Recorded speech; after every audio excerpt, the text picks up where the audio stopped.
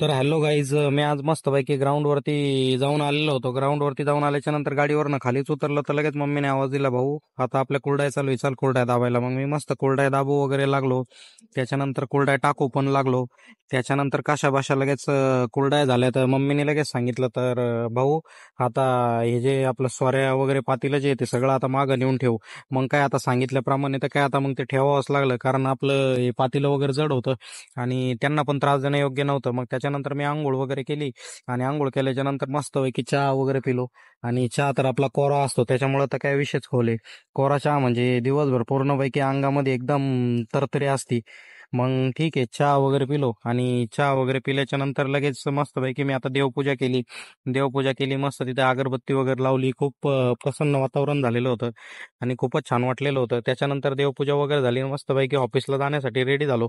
आणि मग काय, मग आपल्या गाडीला मारला सेल आणि निघालो मस्तपैकी. मग चला, मी पण आता ऑफिसला जाईपर्यंत तुम्ही व्हिडिओला लाईक करा, फॉलो करा, शेअर करा.